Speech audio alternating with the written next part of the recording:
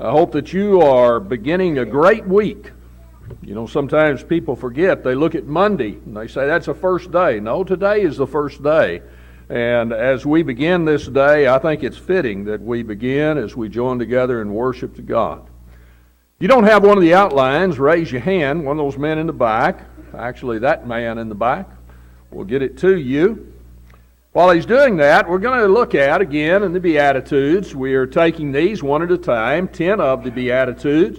In Matthew, the 5th chapter, what some call the greatest sermon ever preached by, of course, the greatest preacher who ever lived, and that is Jesus Christ. It says, seeing the multitudes, he went up into his mountain, and when he sat, his disciples came unto him.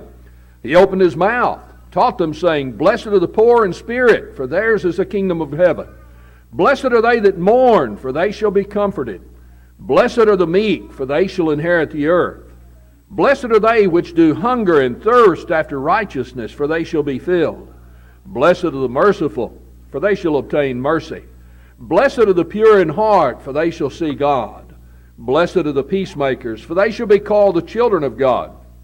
Blessed are they which are persecuted for righteousness' sake, for theirs is the kingdom of heaven.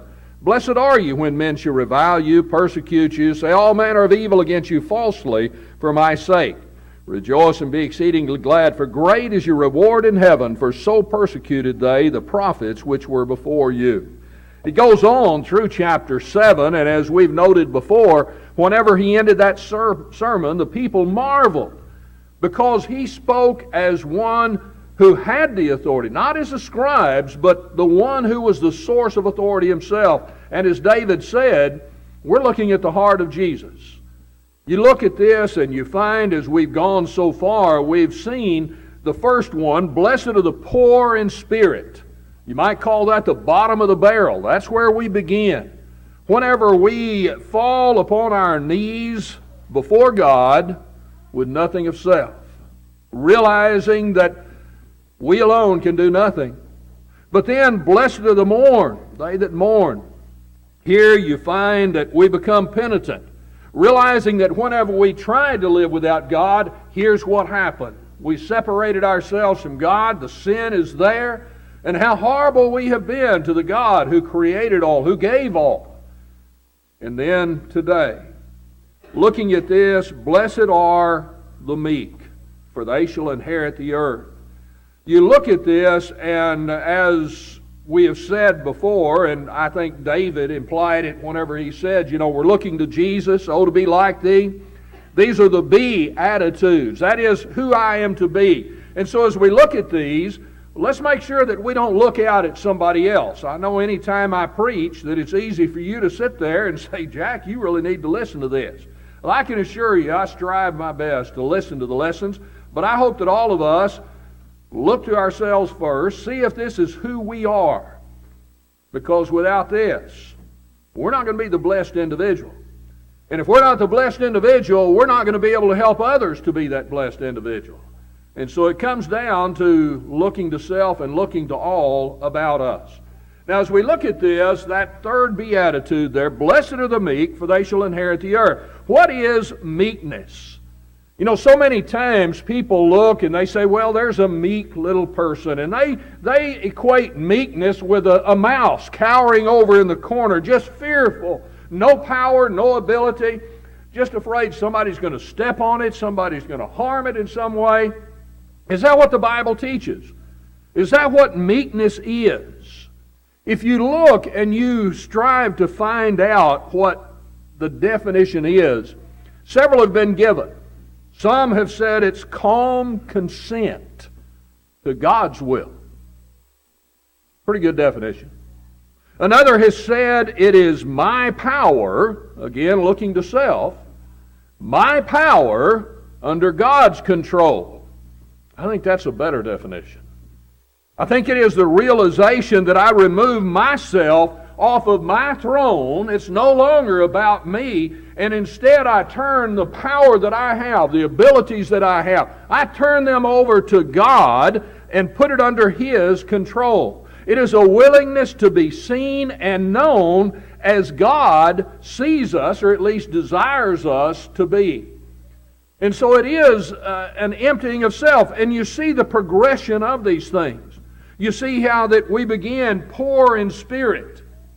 How we realize that we can't do it alone. And then we look and we examine ourselves and we realize what we have done alone. And so what am I going to do about this? If I can't do it alone and I've made a mess of it, who am I going to turn to? Well, I can guarantee you it's not to anybody in this world, because the world has made a mess of everything. If you don't believe that, just pick up the paper, turn on the news, look out, drive down the road. Man does not have within him the ability to do this. So what I do then is, after I become poor in spirit and I'm mourning, I turn it over and I say, God, I need you. I have got to have you in control of my life. You look back in the first century, and the word meekness was used in several ways in the secular world. There were physicians who used it to describe a medicine. Here is a sickness that, how are we going to deal with this? It's encompassing me. It's taking me over. This medicine was able to soothe that. So here is a power that's put over control of something else. There is a removal of the strong winds, and the sailors talked about it as, here is a meek wind, a gentle breeze that comes again. We know what a wind can do, but now it's under control. So a gentle breeze that's able to do good instead of the destruction of such things as hurricanes and the like. Farmers looked, and you know, a farmer had a great deal of need for cattle, colts, and such as that would help them in their endeavors. I don't know if you've ever tried to ride a horse that is not broken. I have. Didn't turn out well. You know that has so much power just pent up in it. But then you get a horse that has been trained. And now this huge, several thousand pounds of power is under control. The word was used in regards to that. And so it isn't, again, a weakness. It's something that we look at and we realize that there is power there. Every single one of us has power, has ability, but we determine that we're going to listen to someone greater than I. Over in the book of Psalms, in Psalm 37, beginning in verse 7, and I want to read down through verse 11. He says, "Now rest in the Lord, and wait patiently for Him. Fret not thyself because of him who prospereth in his way, because of the man who bringeth wicked devices to pass. Cease from anger, forsake wrath, fret not thyself in any wise to do evil." You ever had anything bad happen to you? Somebody do something bad? News is filled with it all the time. Here's the road rage. You know, here is the person who somebody offended them, somebody took advantage of them, and so they reach out, they lash out. There is the wrath. And he says, don't do that. Don't fret yourself because of those individuals. Evildoers shall be cut off. Those that wait upon the Lord, they shall inherit the earth. For yet a little while, and the wicked shall not be. Yea, thou shalt diligently consider his place. It shall not be. But the meek shall inherit the earth. It shall delight in themselves in the abundance of peace. You know, it's been said, you know, whenever you dig a grave for your enemy, dig two. In other words, you're going to kill yourself. You're going to destroy yourself. But whenever you learn the ability to control that power you have, you don't lash out. You look at the world today. What's wrong with the world today? Everybody's lashing out. From whence come wars and fightings. You lust and you have, these people desire, I need this, I want this, I deserve this. You don't need it. And so they unleash the power they have. Not for good, but for self. My way or the highway. You look at that, and the psalmist puts it very clearly that simply is not true. That's not the way to live. It's an attitude of humility towards God, a gentleness towards men, but it springs from a recognition that God is in control. You know, I was talking before services, and somebody told me, said, you know, this is a terrible time going on. I had television. I told them, I said, my remote's about worn out. Because every time one of these political commercials come on, I hit the channel and it's over there. I hit another one, and finally I turn to some cooking station or something because they don't get mixed up in it. But you look at all of those things and you get kind of distraught. What are we going to do? But then you realize God's in control. This world's not my home. I'm just a passing through. My treasures are laid up somewhere beyond the blue. And God is the one I'll stand before. And so will all of the foolish people in this world. I hope that they repent. I hope they turn to God. But you know what? I'm not going to let them control my life. I'm going to let God control it. And so I look at that and I see that this is that natural outcome of what we've looked at so far. Poor in spirit, mourn, and then I get in life, and I think, okay, I've done this, and this person is, I need to have that little light that goes off, says, whoa, wait a minute, you're going right back to where you began. You're acting without God's control. You remember where it got you at before? You remember how it knocked you on your knees and how you wept within your heart because of what you had done? Don't go there again. This meekness is the realization of that so very clearly. Over in the book of 1 Thessalonians, you find in chapter 1, the Apostle Paul, here's a church that's in the midst of persecution. And I mean, if you want to lash out, you have bad things done to you, but then you realize it's because you're living as a Christian. You think, how can they do that? How can they get away with that? But to the church here, he tells them in the first chapter, here's what you became. In verse 9, he says, they themselves show what manner of entering in we had unto you, how you turned to God from idols to serve the living and true God, to wait for His Son from heaven, whom He raised from the dead, even Jesus, who delivered us from the wrath to come. He says, you turn from those ways you used to live. You turn to serve God, and you're waiting, you're living a life. Bad things may be happening to you, but the bad thing you need to worry about is the destruction of the soul, the wrath to come whenever Jesus comes in judgment. He says He's going to deliver you from all of that. So what have I got to worry about? How can I let other things control my life, put me back where I was in opposition to God, instead of saying, God, I'm going to continue to live your way. No matter what this world does to me, no matter what happens around, I am going to follow you. Well, how is this? You look at it and you see it manifested in our life that way. You look in the Scriptures and you see it manifested in others.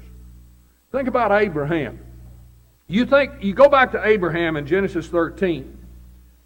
And there Abraham had been told, you're the father of all nations. In thy seed shall all nations be blessed. So Abraham is journeying on. Lot is with him. And they get to this place and there's a contention that arises. Abraham has the ability to put Lot in his place. He has that authority. He has that authority because of who God said he was. He has that authority as who he was in the family. But you know what he does? He said, let there be no strife. You choose. You choose where you want to go. He did not seek his own. And how many times do we do that? I mean, you see it in children. You teach young ones, they're fighting. This is mine, this is mine. And you teach them, wait, now look, you're going to have to learn to share. You're going to have to learn to consider other people. You know what you're teaching them? Just because you're the older sibling, just because you're the younger sibling, but you're a girl and you can whoop fire out of your brother, doesn't make any difference. You need to learn to be meek. You don't use the power you've got for your own. You want to find things that go for peace. We're a family. We need to live like it. And so you train your children to do that. Abraham was demonstrating that type of meekness. And Joseph, you look at Joseph in Genesis, the 45th chapter. Here his brothers, they'd sought to kill him, they'd sold him, and now here he is in Egypt, second only to Pharaoh. Here come his brothers. They don't recognize who he is. Joseph had the ability to do so many things to them, but what did he do? Well, he taught them some lessons, but he brought them to a place of safety because he knew there was something at work greater than his will. He looked to God, God's desires, the plan that God had. Then, of course, you look to Jesus. Like David said, we're looking at the heart of Jesus. He never mourned over sin in his life. You know, he was such that he mourned at the sin of us. He was tempted in all ways like as we, yet without sin.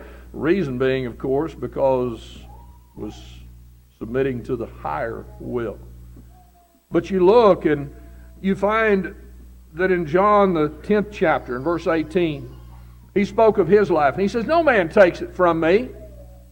I lay it down of myself." Even back in Isaiah, he was described in the 53rd chapter as that lamb that goes to slaughter.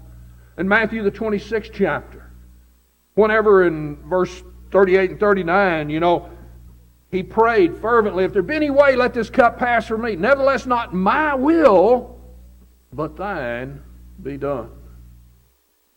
Can you imagine that? I've said before, you know, I struggle reading about the crucifixion. I struggle reading those things that are there.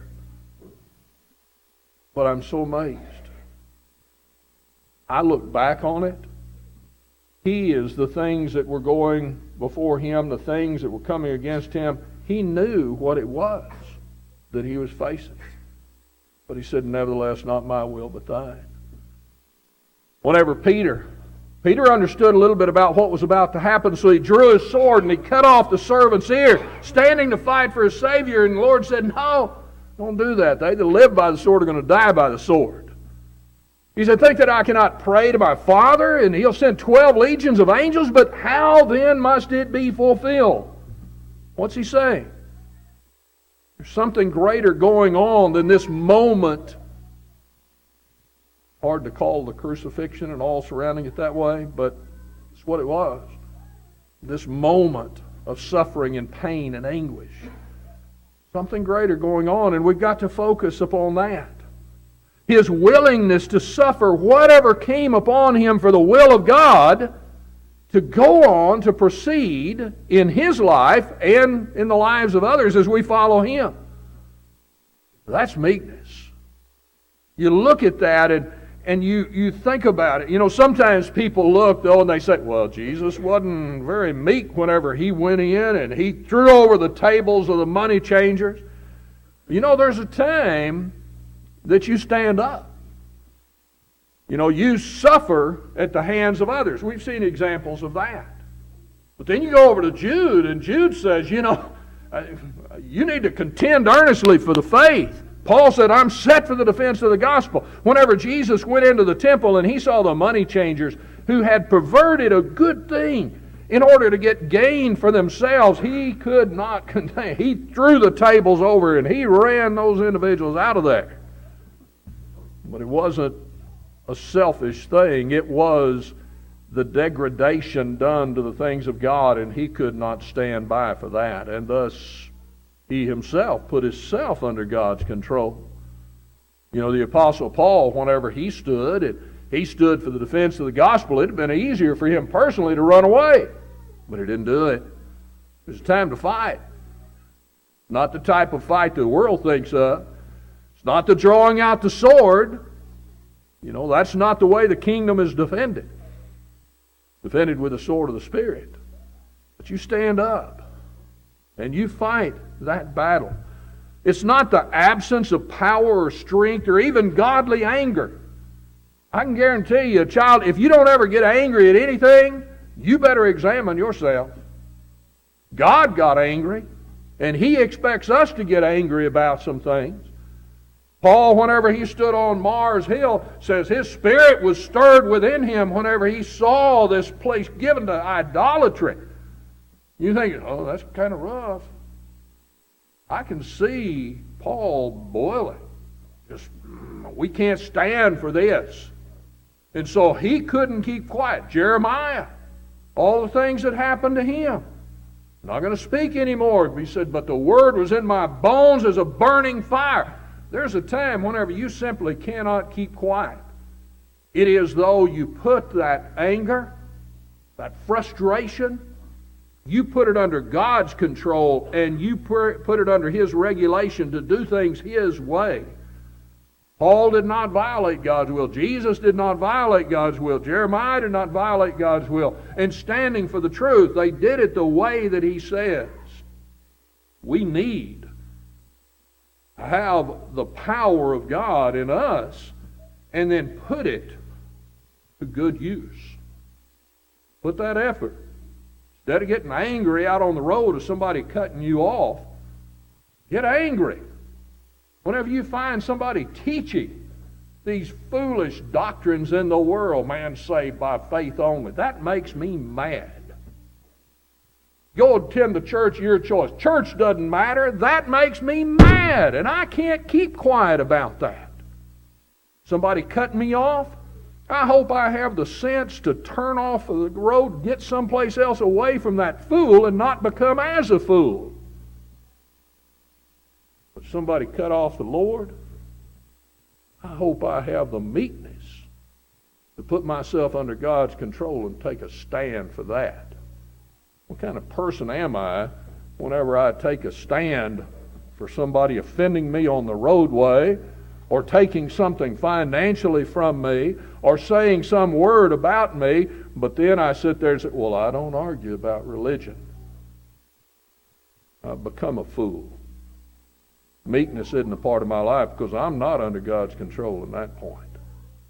So I look and I see in all of these examples where they're there. But I look and I say, okay, how am I going to do this? How am I going to go through life? What things can I keep before me that are going to help me to be meek? Primary study about Jesus. I mean, go look at Him. Study the life of Christ. See what He did, what He said, how He reacted. You look in the book of Matthew, the 11th chapter, in verse 29, He said, come unto me, all you that labor and are heavy laden, and I'll give you rest. Take my yoke upon you and learn of me, for I am meek and lowly. I mean, I look to Jesus and I see meekness that is there. Oh, I see Him whenever things needed to be done. Whenever the time to stand was there, He cast the tables over. But whenever it came to avoiding some harm upon Himself, He demonstrated meekness. You know, whenever Peter pulled out his sword, I mean, wouldn't it be great? You know, you hear people, I got you back. I hear young people say, I got you back. Well, that's good to know somebody's going to stand for you.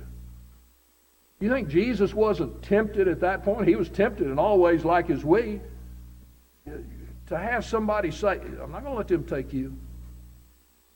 I'll draw this, I'll cut his ear off, I'll cut their head off, I'll do whatever. And then to turn and say, no, put up the sword. That's not the way we act. Meekness. I could go to the Father and He'll send 12 legions. But I won't. Meekness. Whenever He looked over and He saw Peter deny Him. This one, I'll die for you. But now he denies Him 3 times. But he continued on. Meekness. When they beat Him, when they spit upon Him, He continued on. Doing the Lord's will. Meekness. Whenever they drove the Spikes, meekness. He still could have called the angels. Whenever he looked down from the cross, saw his mother.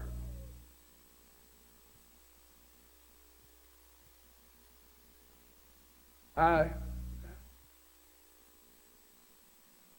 of the worst things that happened to me whenever I was young is if I saw my mother cry. Can you imagine Jesus looking at his mother? She's seeing his body that's torn and bleeding. And he still doesn't call the angels. Meekness. On and on you go. Whenever I'm tempted to have it my way, that Christianity thing, nobody's going to tell me what to do. I'll live my life my way. That's crazy. If I go and I spend a little time at the foot of the cross, if I can't go away from there humble and meek, I don't know if there's anything that's going to reach me. Jesus pointed out in John the 6th chapter that he would draw all men unto him. And he spoke in the context about his death, burial, and resurrection. I mean, if that doesn't move us to meekness, I don't know what will. Look to Jesus and see him. And then look to the teachings that he set forth. The fruit of the Spirit. You look and you find in Ephesians the 4th chapter the recognition of our calling. I mean, I treat people in a certain way because I live according to the calling that I have. That is who I am. The recognition in Colossians the 3rd chapter in verse 12 that I am that child of God. I've been redeemed. So I treat others in this certain way. I mean, you go on and on. God doesn't say, blessed are the meek. Good luck at that.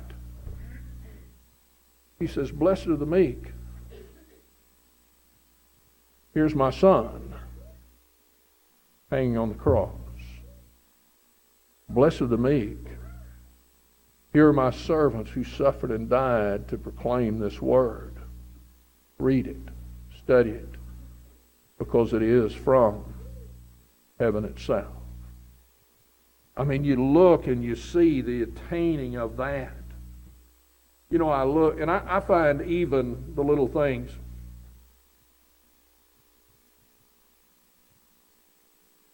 Do I study? Do I pray? I've got a note in the bulletin about the fellowship this evening, about being a part of a congregational meeting. And I know there are people who can't. Not what I'm talking about. Not talking about the can't. But I'm talking about the people who won't.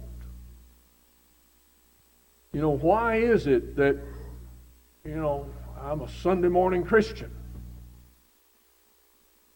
Well, if you can't, not talking to you, but if you simply choose, I got to stay home and get my rest. I have now pushed meekness out of my life because I don't care about the others out there. We exhort one another. I gain, but hopefully I give. I worship to give God that which He's due, but also to be a part of the fellowship with others and to gain from that fellowship with others. But you know what? God told me to do that too. In meekness, I obey His will. In meekness, I'm concerned about you too. So whenever it comes to the other activities beside the important one, Sunday morning, meekness is really a compelling factor as to what I do. Because it's choice that we're talking about. It's choice whether I'll examine myself, if I be in the faith. It's choice. If I, like those in Thessalonica, receive that word and turn from those things and turn to serve the true and living God, it's my choice. But this Beatitude says this choice is meekness. Galatians, the 2nd chapter, in verse 20, the Apostle Paul, he says, I'm crucified with Christ, nevertheless I live. Yet not I, but Christ liveth in me. The life that I now live, how's he living? He said, this life I live in the flesh, I live by the faith of the Son of God, who loved me and gave himself for me. Meekness. It's no longer me, it's him. That's a commitment that I make when I become a child of God. And it's predicated upon this idea. I have become poor in spirit. I know I can't do it without God. I mourn because I know what I did without God. But now I'm going to look to God and I'm going to put myself under His control. That's what being meek is. And it isn't just a Sunday morning attitude. You keep your heart with all diligence, for out of it are the issues of life. My heart, the center of my being, is meek. If I'm a child of God, living the way I should. I'm under His control. Day in, day out. When I wake up in the morning, when I go to sleep at night, when I drive down the road, when I'm sitting in the classroom, when I'm playing on the sports field, whenever I am doing anything, whenever I am determining and getting ready to go to the worship service, the Bible study, the fellowship, all of this is predicated on who's in control. God doesn't want a part of my life. He wants me. I'm to love God with all my heart, soul, strength, and mind. He doesn't take partial donations. I surrender. I give myself. Is it worth it? They shall inherit the earth. You go back where you started. You mourn. You become poor in spirit and you're mourning because I messed my life up. I don't know what I'm going to do from here on out.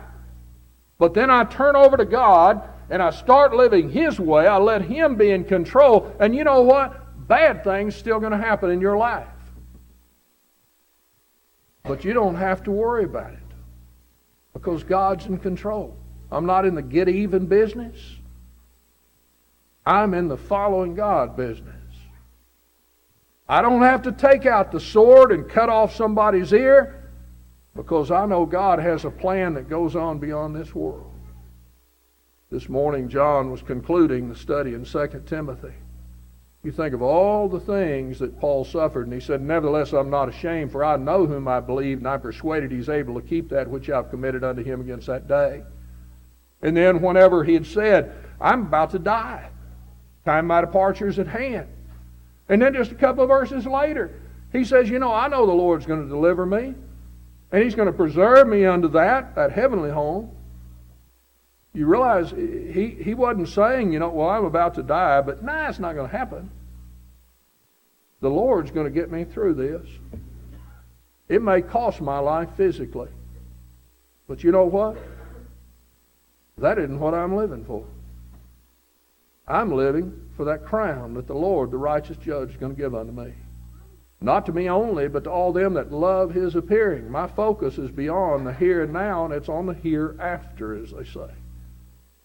And so I look, and I realize that in this life, I can go on. I've got a hope.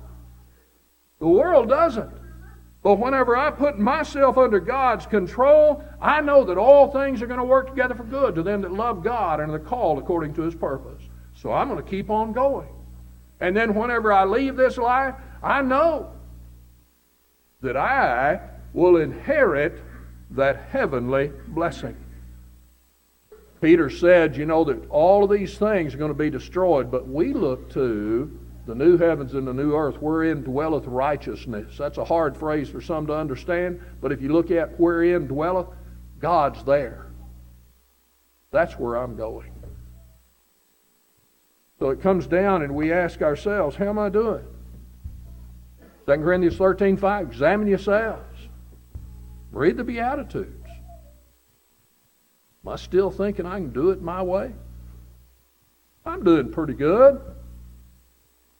Or have I got to the point of true examination and seeing I am poor in spirit? I'm not doing too good. And then I'm heartbroken because I know what I've done to God. I mourn. But then I turn unto God. Remember Galatians 2 and verse 20. I'm crucified. Why? Because I'm meek. I'm through doing it my way. I'm going to do it God's way. Where are you at? Where am I? If we're not turned to God, we're lost. You may not know it yet. We may play and pretend and fall prey to those false teachings. Everything's okay. Faith only. Doesn't matter. The church doesn't matter. God's a God of grace. Doesn't matter what happens. But hopefully we wake up and we realize how idiotic all of that was. And we become poor in spirit and we mourn. You've got to that point this morning. You ready to turn it over to God? Your whole life? Follow Paul's example. It's what he taught throughout the Scriptures. It's our choice. Who we live for, self or God, as we stand and sing the song of invitation.